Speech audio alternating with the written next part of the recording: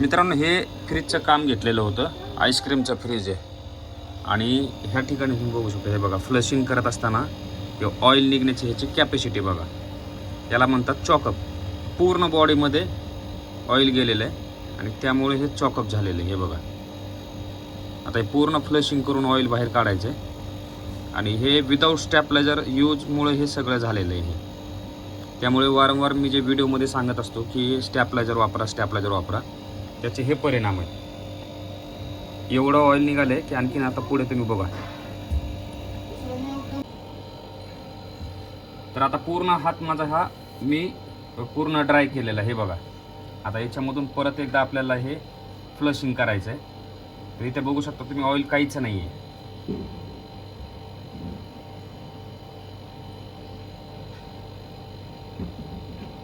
त्याच्यामुळं काय होतं, हे ऑइल जमा झाल्यामुळं कूलिंग पुढं अजिबात सर्क्युलेशन होत नाही.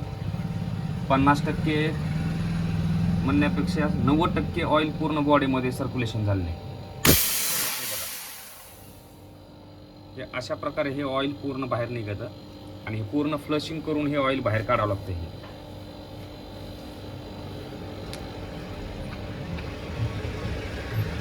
वारंवार सांगायचं कारण हेच आहे की 90 वॅट ते 300 वॅटचं स्टॅपलायझर जर फ्रीजला जर असेल त्याच्या कॅपॅसिटीनुसार, तर हे असे प्रॉब्लेम येत नाहीत फ्रीजला सहसा. 140 वॅटचं जे स्टॅपलायझर आहे ते स्टॅपलायझर सिंगल डोअरसाठी आहे. 165 लिटरपासून ते 185 190 लिटरपर्यंत त्याची कॅपॅसिटी आहे. आणि ह्या पाईपमधून जो प्रेशर जे येईल तर ते पूर्ण असं अंगठा आपला बाजूला सरकला पाहिजे त्याच्या प्रेशरनं. आणि जोपर्यंत ड्राय होत नाही हात तोपर्यंत फ्लशिंग कंटिन्यू करत राहायची.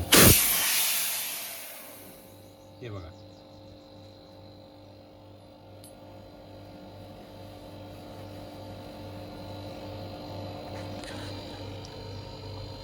किती झाले चॉकअप फ्रीज?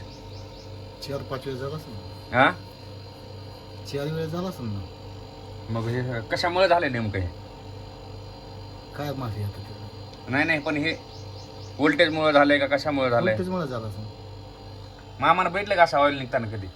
नाही हा, नाही.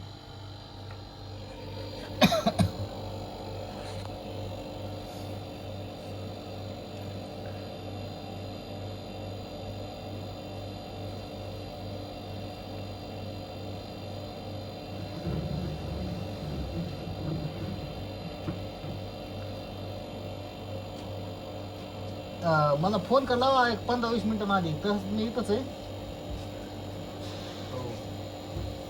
वेळेत असलो तर मग लवकर यायला इकडे.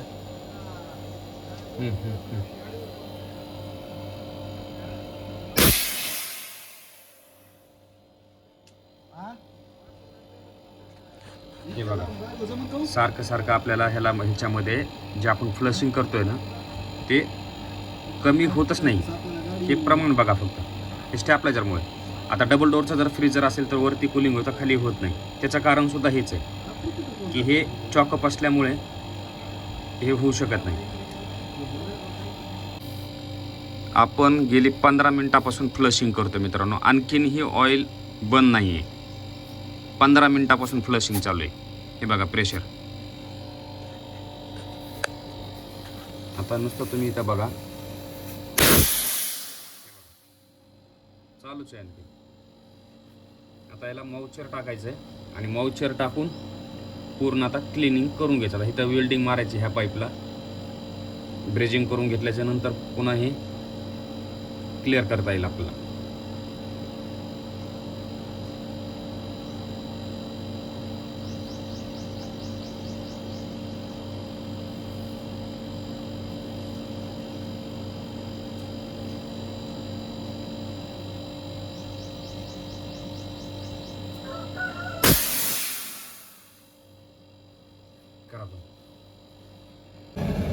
तर आपण आता इथं ह्या ठिकाणी ब्रेजिंग करणार आहोत.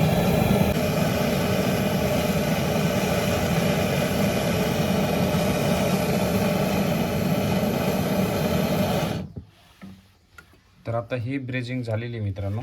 आणि आता याच्यानंतर आपल्याला गॅस चार्ज करायचा.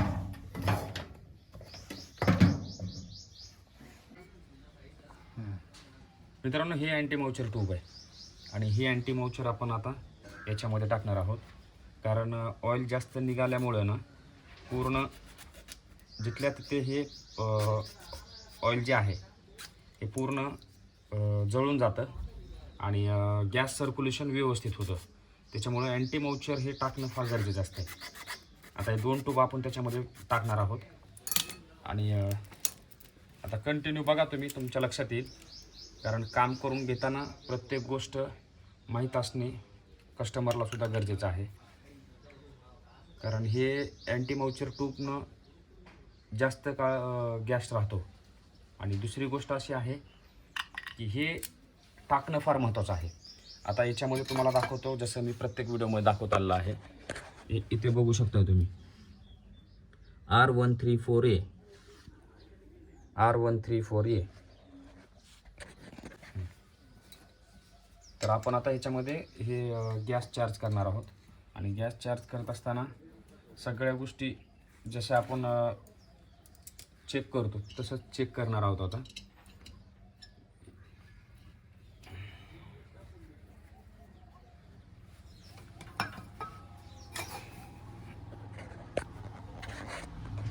करा चालू फ्रीज.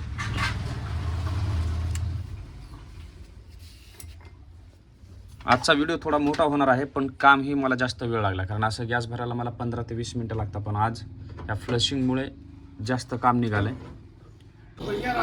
हे आता आपण लिकेज चेक करणार आहोत. गॅसचं प्रेशर सोडलं आहे बघा, दिसते का तुम्हाला काय बबल वगैरे? क्लिअर आहे. त्याच्यानंतर इथे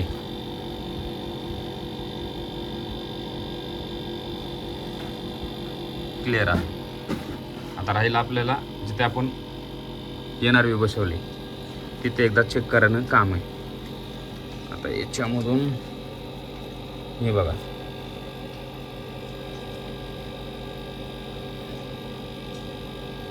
काहीच नाही.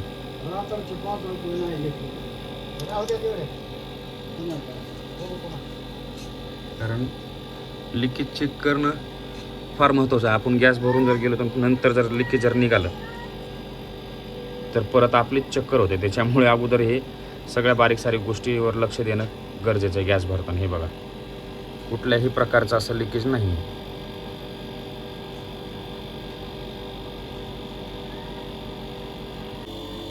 आता इथे आपण हे बघू शकता, हे रिटर्नला पाईपवरती आईस सुरू झालेला आहे.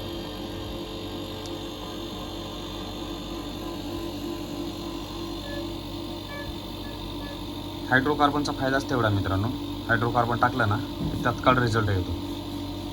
4 पैसे आपले जातात जास्त, आपण 2 पैसे कस्टमरकडून जास्त घ्यायला काय हरकत नाही. आवडलं कस्टमरला तर कस्टमर काम करेल, नाहीतर नाही. कारण इथे बघा पूर्ण हिट झालं आहे, बोट पण लावू देत नाही.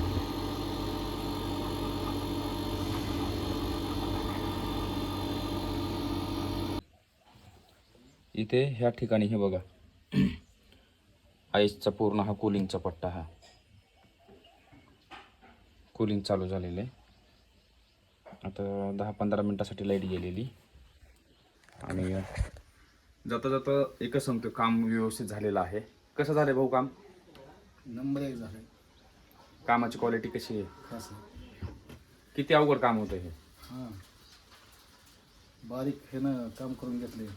2-2.5 तास गेले आपल्या हो. याच्यामध्ये. तर विषय असा आहे मित्रांनो की आपण हे काम पूर्णपणे व्यवस्थित केलेलं आहे. त्यामुळेच जाता जाता एकच सांगतोय, जर व्हिडिओ आवडला व्हिडिओला लाईक करा. चॅनलवर नवीन असाल चॅनलला सबस्क्राईब करा. बेल आयकॉनला प्रेस करा. धन्यवाद.